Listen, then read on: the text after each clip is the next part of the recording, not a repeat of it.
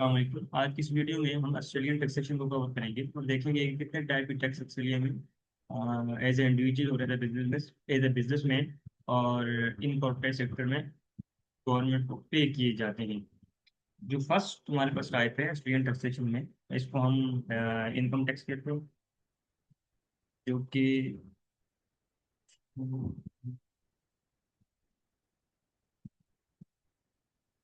Ji first type of tax Australia के अंदर आपका इनकम टैक्स है, जो कि ऑलमोस्ट तमाम तर कंट्रीज के अंदर ही, जैसे ऑस्ट्रेलिया के अंदर नहीं, आप दुनिया की किसी कंट्री के अंदर भी चले जाएं तो आपको हर कंट्री के अंदर आपको इनकम टैक्स पे करना पड़ता है। ठीक है, हम इसकी सारी इसको थोड़ा सा इंक्रीज कर लें ताकि आपको देखने में इजी हो।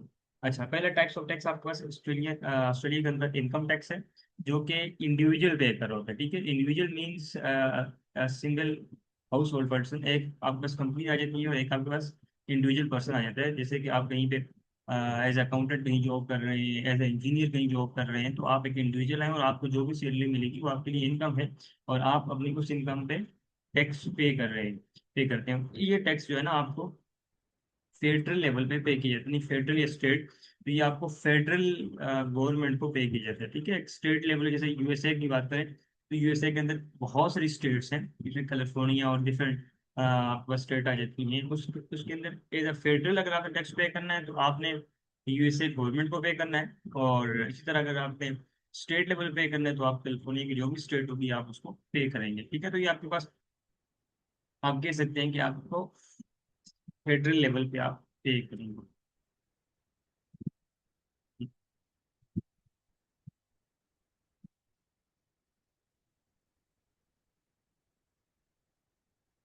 सेकेंड जो टाइप आपके पास टैक्स की टाइप होती है ऑस्ट्रेलिया के अंदर, वो आपके पास कॉर्पोरेट टैक्स है। ठीक है, अच्छा इनके रेट भी डिस्कस कर लेते हैं। Once we complete all type of tax, हम इसके रेट भी डिस्कस कर लेंगे। ठीक है, सेकंड जो टाइप ऑफ टैक्स आपके पास वो है corporate tax. Corporate means company से टैक्स। ठीक है, ये आप इसको कह सकते हैं कंपनी लेवल पर टैक्स होता है। ठीक है, और ये आप फेडरल लेवल पे पे कर रहे हो। ठीक है, फेडरल आप मैंने आपको क्लियर कर दिया कि फेडरल और स्टेट लेवल में डिफरेंस क्या है। ठीक है, थर्ड जो टाइप्स होता है आपके पास वो जीएसटी है। ठीक है, या भी किसी कंट्री के अंदर आपके पास जीएसटी के नाम से होगा। ठीक है, और कहीं भी आपको वेट के नाम से नजर आएगा, उससे यूएसए के अंदर सेल टैक्स के नाम से। तो ये अगर आप दुबई वगैरह गोल्फ की बात करें तो वहाँ पे आपको मोस्टली वेट की फॉर्म से आपसे वेट की फॉर्म में आपसे डिडक्ट किए जाते हैं। तो नॉर्मली ये बिजनेसेस या फिर इंडिविजुअल से चार्ज किया जाता है। ठीक है, इसमें इंडिविजुअल और बिजनेस में दोनों ही आ जाते हैं। ठीक है, तो ये आपका फेडरल लेवल पे आता है। ऑस्ट्रेलिया की बात कर रहा हूँ, ऑस्ट्रेलिया के अंदर ये फेडरल लेवल का है। इसी तरह आपके पास कैपिटल गेन टैक्स, सीजीटी जिसे कहते हैं आप। ठीक है, और आप कैपिटल गेन टैक्स आप इन्वेस्ट इसमें नॉर्मली इन्वेस्टर कंपनीज, अब वो इन्वेस्टर कंपनी भी हो सकती है, वो इन्वेस्टर इंडिविजुअल इंडिविजुअल भी हो सकती है। कोई भी ऐसा इन्वेस्टर जिसने प्रॉपर्टी वगैरह के अंदर अपनी इन्वेस्टमेंट की हुई है, ठीक है, कुछ शेयर वगैरह बाई की हुए लाइक दिस, तो वहां से जो इनकम हो रही होगा उसकी कैपिटल गेन टैक्स है। ठीक है, तो ये आप फेडरल लेवल पे अपनी पे कर रहे हैं। नेक्स्ट जो टाइप आपका ऑस्ट्रेलियन टैक्सेशन के अंदर आ जाती है वो आती है पेरोल टैक्स। ठीक है, और पेरोल टैक्स वैसे ही आपको आइडिया है कि पेरोल टैक्स टैक्स जो है इंडिविजुअल या एम्प्लॉइज पे कर रहा होता है। आप कहीं पे जॉब करते हैं तो जो भी आपको अर्निंग होती है, आप उस अर्निंग पे वो अर्निंग आपकी इनकम बनती है और उस पर आप अपनी गवर्नमेंट को पे कर रहे होते हैं। अच्छा, इनके जो स्लेब्स हैं वो हम डिस्कस कर लेते हैं later on once we complete all types of taxes. ठीक है, first of all we just cover कि कितने टाइप के टैक्सेस हो सकते हैं ऑस्ट्रेलिया के अंदर, हम जरा उसको कवर कर लेते हैं। ठीक है, ये आप स्टेट लेवल पे पे कर रहे होते हैं ऑस्ट्रेलिया ऑस्ट्रेलिया के अंदर। ये क्योंकि ऑस्ट्रेलिया की बात कर रहे हैं तो ऑस्ट्रेलिया के अंदर आप कौन कौन से टैक्सेस हैं जो कि आप फेडरल लेवल पे करते हैं, कौन कौन से टैक्सेस आप जो कि स्टेट लेवल पे करते हैं, तो हम वन बाय वन सबको क्लासिफाई कर रहे हैं उनकी प्रॉपर हेड में। Once we complete then we go for the slabs and so on. ठीक है, इसके बाद आपके पास लैंड टैक्स। वैसे तो आप अगर किसी और कंट्री की बात करें तो वो आपके पास सीजीटी के अंदर ही आपकी लैंड वर्क ऑन द चीजें इंक्लूड हो जाती है। लेकिन जब आप ऑस्ट्रेलिया की बात करते हैं तो ऑस्ट्रेलिया के अंदर ऑस्ट्रेलिया और दूसरे दूसरी कुछ कंट्रीज हैं जिनमें जो लैंड है, लैंड से रिलेटेड ट्रांजेक्शन है, वो उन पे जो टैक्स है वो सेपरेटली चार्ज होता है। ठीक है, इसको ऑस्ट्रेलिया के अंदर आप लैंड नहीं, लैंड टैक्स कहा जाता है। जैसे आप यूके की बात करें, HMRC की बात करें, तो वहाँ पे जो लैंड से रिलेटेड ट्रांजेक्शन होती है वो आपकी जो तमाम तक ट्रांजेक्शन है वो CGT के अंदर ही आ जाती है। जबकि यहाँ पर लैंड को सेपरेटली अलग से कुछ रिलेटेड टैक्स को का हेड बना दिया गया ऑस्ट्रेलिया के अंदर, जिस पे आप टैक्स पे कर रहे होते हैं। तो ये आप जो भी प्रॉपर्टी ओनर होगा वो उस पे टैक्स पे करेगा। ठीक है, और ये भी आप बस स्टेट लेवल पे आ जाएगा। इसके बाद आप बस एक्साइज ड्यूटी या स्टैम्प ड्यूटी आप कह सकते हैं। ठीक है, स्टैम्प ड्यूटी है। और आपके जो स्टैम्प ड्यूटी है ये नॉर्मली आप कह सकते हैं कि क्योंकि लैंड की बाय एंड सेलिंग होती है प्रॉपर्टी की, तो ये इसको प्रॉपर्टी ओनर ही कह दें, प्रॉपर्टी ओनर ही कह दें, तो वो पे कर रहे होते हैं। और ये भी स्टेट लेवल पे ही होती है, क्योंकि ऊपर वाली स्टेट लेवल पे रही स्टेट लेवल पे लैंड का टैक्स क्योंकि स्टेट लेवल पे है, तो जब वो ट्रांजेक्शन करेगा तो सेल करेगा कहीं ना कहीं, तो उस पे जो वो पे करेगा स्टैम्प ड्यूटी, तो डेफिनेटली प्रॉपर्टी ओनर ही पे कर रहा होगा। या फिर कोई भी जो प्रॉपर्टी का ट्रांजेक्शन, प्रॉपर्टी ट्रांजेक्शन है ना, कोई भी प्रॉपर्टी की ट्रांजेक्शन में दो लोग इन्वॉल्व हो सकते हैं। ठीक है, लैंड ओनर को ओनर नहीं कहते, हम उसको कहते हैं प्रॉपर्टी ओनर। ठीक है, प्रॉपर्टी ओनर या प्रॉपर्टी ट्रांजेक्शन कहते हैं, क्योंकि इसमें बाय करने वाला भी और सेल करने वाला दोनों जो भी पे कर रहे होंगे, तो हम इसको कह सकते हैं ये आपकी प्रॉपर्टी ट्रांजेक्शन में अंदर जो भी आपके पास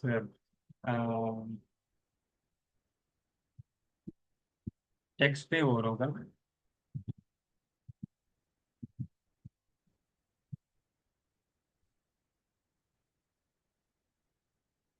वो आपको स्टेट लेवल पे पे करना पड़ेगा।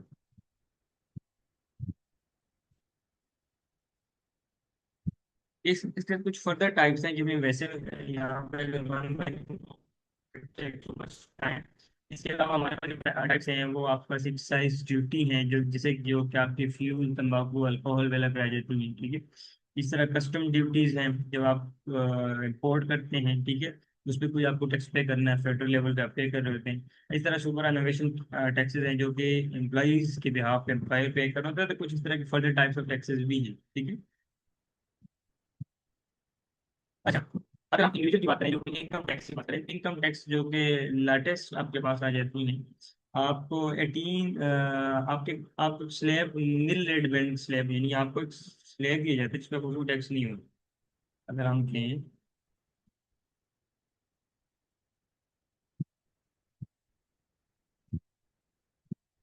बैंड के लिए, अच्छा, ये जो बैंड होता है, अगर आप 0 से 18,200 तक एनुअल अगर आपकी इनकम है, तो आपको किसी किस्म का कोई टैक्स पे नहीं करना पड़ता। यानी आपकी वो जो जो भी इनकम हुई आपको, वो आपकी फ्री है और आपको कोई टैक्स पे नहीं करना पड़ेगा।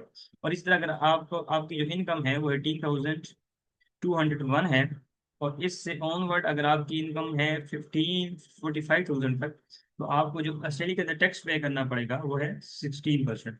ये पहले 19% हुआ करता था, लेकिन अब रिड्यूस होकर के आपके पास 60%, यानी कि अगर आप $100 वहां से अर्न कर रहे हैं, उसमें से $16 आपको अपनी इनकम में से गवर्नमेंट को पे करना है एनुअली। आप वो मंथ बाय मंथ पे कर दें, या फिर at the end of the year आप वन टाइम पे कर दें, इट्स टू यू। या आप सेमी सेमी एनुअली पे करना चाहते हैं, क्वार्टरली पे करना चाहते हैं, it's all depend about you. इसी तरह अगर आपकी इनकम 45,001 से ऑनवर्ड है, आपके पास 135,000 तक, यानी एनुअल आपकी इनकम को अगर एग्रीगेट किया जाए और उसका सम जो है अगर इतना बनता हो, तो ये 30% आपके पास टैक्स बनता है, जो कि आपने गवर्नमेंट को पे करना है। यानी कि आपने अगर 135,000 या 100,000 आपने अर्न किया, तो उसमें से $30,000 जो है आपने गवर्नमेंट को पे करने हैं। इसी तरह अच्छा, ये जो 30,000 डॉलर 30% टैक्स है, ये इससे पहले आपका 32.5 हुआ करता था।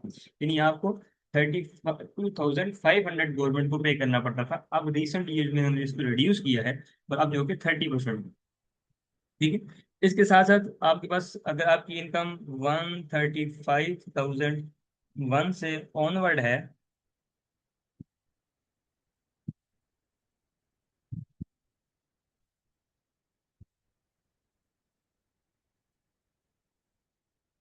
ऑनवर्ड है 190,000 तक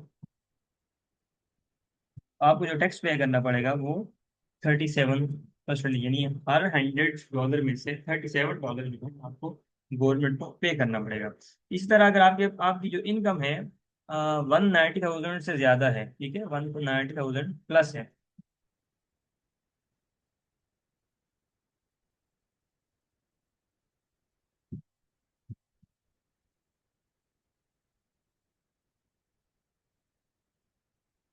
190,000 प्लस है तो आपको जो टैक्स पे करना पड़ेगा वो 45% ही पे करना पड़ेगा, ठीक है। और यूके के अंदर भी 45% है, और इसमें ऑस्ट्रेलिया के अंदर भी 45% है।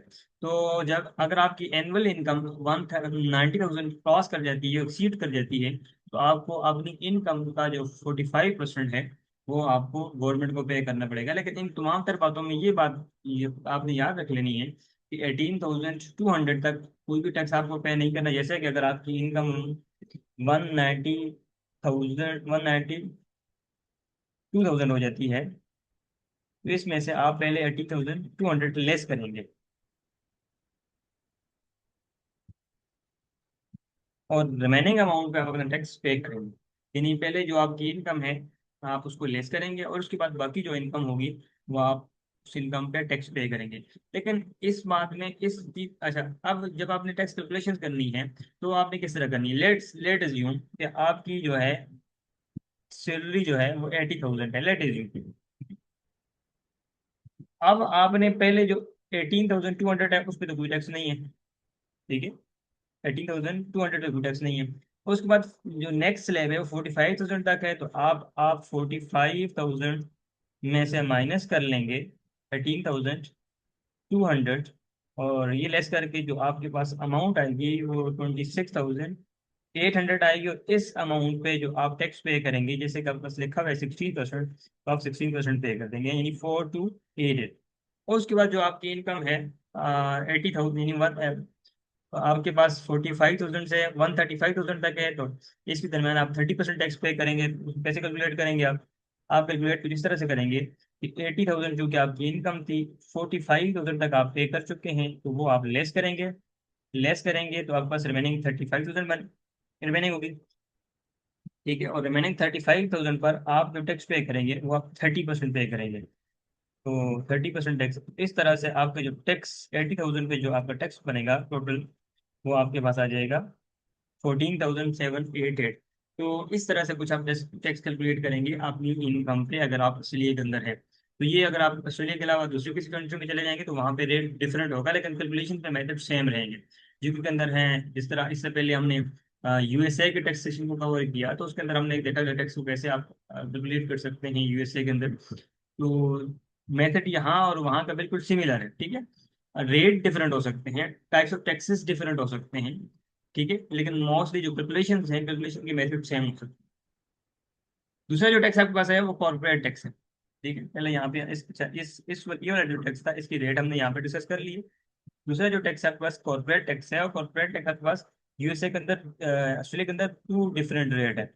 एक 30% वाला है और एक 25% वाला है।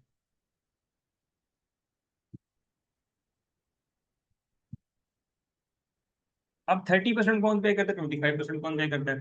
30% वो बिजनेसेस पे कर रहे होते हैं जो कि कॉर्पोरेट सेक्टर, यानी कि एक लार्ज बिजनेस की जो रेंज है, लार्ज बिजनेस की जो डिफिनेशन है उसमें आ रहे हैं, ठीक है। और इसी तरह एक स्मॉल बिजनेस है।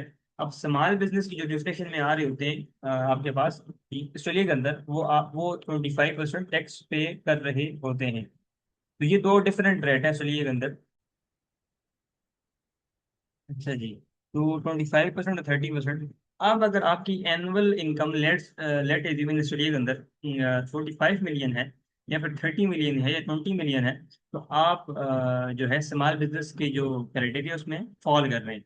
और ये जो लिमिट या रेंज है वो 50 मिलियन थी, यानी अगर आपकी एनुअल जो टर्नओवर है, रेवेन्यू है, वो 50 मिलियन से लेस है, तो it's Australian taxation consider you as a small business. और इसी तरह अगर आपकी एनुअल टर्नओवर 50 मिलियन से ज्यादा है तो student taxation consider you as a large business. अच्छा, आपकी नॉर्मली इनकम जो है ईच एंड एवरी ईयर आपकी इनकम जो है ना 100 मिलियन से अबव या 50 मिलियन से अबव ही रहती है, और आप लार्ज बिजनेसेस में आ जाते हैं। लेकिन किसी एक पर्टिकुलर ईयर में अगर वो इनकम कम हो जाती है 50 मिलियन या ऐसे कम, तो you will not be consider as small business, ठीक है।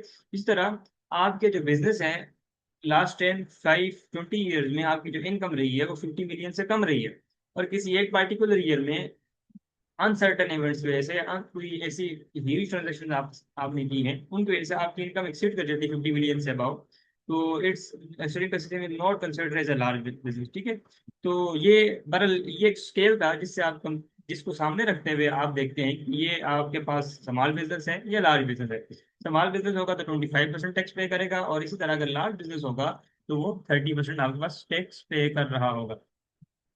इसी तरह नेक्स्ट हमारे पास जो टैक्सेशन है वो हमारे पास जीएसटी है, ठीक है। जीएसटी जैसे कि आप जिसको आप वेट, ठीक है, जिसको आप वेट कहते हैं और कंट्री के अंदर, इसी तरह सेल टैक्स कहते हैं यूएसए के अंदर, और इसी तरह डिफरेंट कंट्री के अंदर डिफरेंट नेम से इसको देखा जाता है। तो जीएसटी 10% है ऑस्ट्रेलिया के अंदर, और कॉर्पोरेट टैक्स आपके पास 30 और 25% है, ठीक है। अच्छा, अब ये इंक्लूसिव एक्सक्लूसिव हो सकता है, इट्स अ सेपरेट डिस्कशन कि आप इंक्लूसिव टैक्स कैसे कैलकुलेट करते हैं, एक्सक्लूसिव कैसे कैलकुलेट करते हैं। तो नॉर्मली अगर हम एज कंसेप्चुअली बात करें तो इंक्लूसिव का मतलब ये है कि अगर आप एक चीज $100 की सेल कर रहे हैं, तो इस 100 के अंदर ही लेट्स सपोज टैक्स 10% है, तो इस 100 के अंदर ही टैक्स भी है, इस 100 के अंदर ही उस चीज की प्राइस भी है या कॉस्ट भी है। मैं अगर इस 100 में से टैक्स को अलग करना चाहूँ इंक्लूसिव के केस में, ठीक है, मैं यहाँ पे लिख लेता हूँ पहले कि अगर हम इंक्लूसिव से,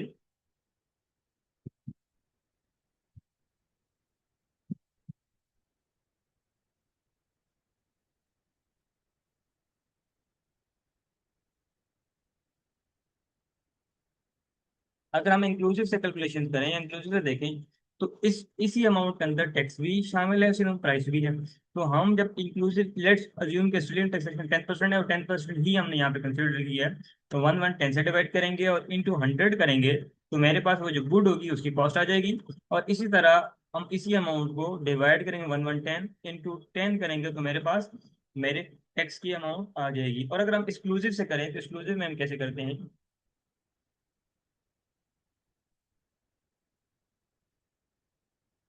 ठीक है, इंक्लूसिव यहाँ भी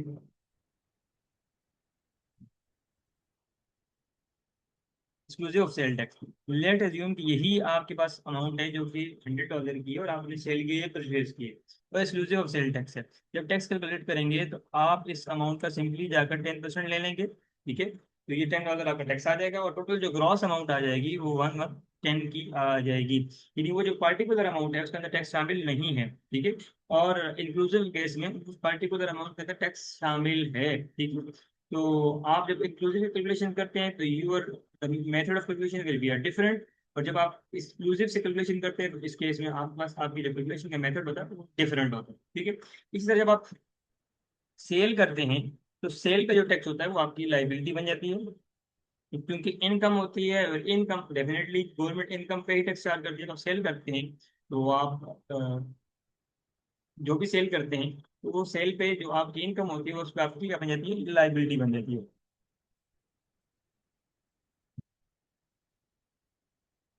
और इसी तरह जब आप परचेजेस करते हैं यानी स्पेंडिंग करते हैं, तो आप एज अ बिजनेस जब आप स्पेंडिंग करते हैं तो गवर्नमेंट आपके स्पेंडिंग पे आपको रिलीफ दे रही होती है, आपकी स्पेंडिंग पे आपको रिलीफ देती है। यानी परचेजेस पे जब आप परचेज करेंगे तो वो जो टैक्स आप पे करेंगे वो टैक्स आपको रिफंड हो जाएगा, अगर आप गवर्नमेंट से रजिस्टर्ड है तो वो आपका रिसीवल बन जाएगा।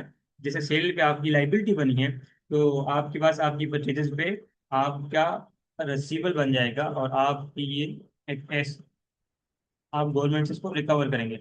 सेल ट्रांजेक्शन किस तरह से होती है, आप कह सकते हैं जब आप सेल करते हैं तो आप कह सकते हैं डेबिट आपका अकाउंट रिसीवल, क्रेडिट से क्रेडिट से टैक्स, ठीक है। और यहाँ पे आपके पास डेबिट अकाउंट रिसीव, या फिर कैश जो भी आप बस है, ठीक है। तो जब आप सेल करते हैं तो सेल पे क्रेडिट सेल टैक्स, और जब भी लाइबिलिटी बनेगी तो वो आप क्रेडिट साइड पे जाएगी। इस तरह जब आप रिसीव करेंगे गवर्नमेंट से तो आप कुछ एंट्री इस तरह से होगी, डेबिट परचेजेस,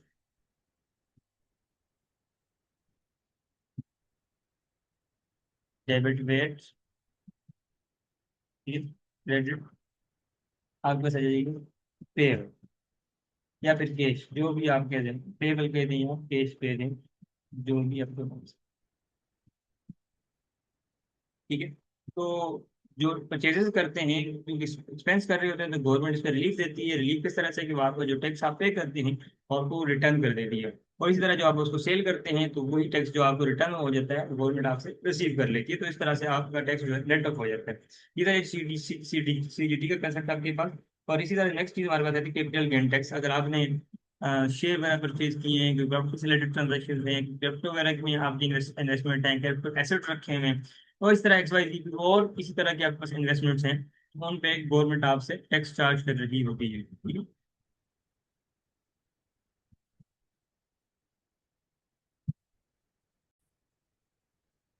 अच्छा, अगर हम बात करें कि जो CGT की बात करें, कैपिटल गेन, तो कैपिटल गेन क्योंकि या तो इंडिविजुअल को होगा या कंपनीज को होगा, ठीक है, कैपिटल गेन टैक्स।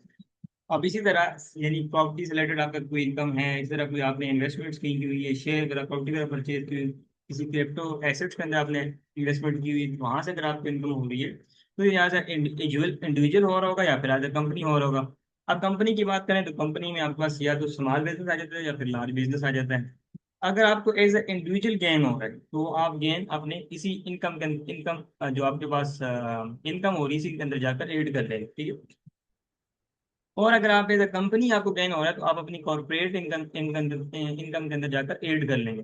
तो अगर आप स्मॉल बिजनेस हुए तो आपको 20% टैक्स चार्ज होगा, और अगर आप लार्ज बिजनेस हुए तो आपको 30% टैक्स चार्ज, यानी कि आप अगर आपको इनकम हो रही है 60,000 की, ठीक है, यानी गेन की बात कर रहा हूँ, आपके पास एक प्रॉपर्टी थी जो कि 500,000 की थी, आपने 5,500 560 की सेल कर दी, मतलब 60,000 की आपको गेन हुआ। इस पे आप या तो 30% पे करेंगे, ठीक है। आप 30% पे करेंगे तो इसका मतलब आप लार्ज बिजनेस हैं। और इसी इनकम पे अगर आप 25% पे करेंगे तो इसका मतलब ये कि आप स्मॉल बिजनेस हैं।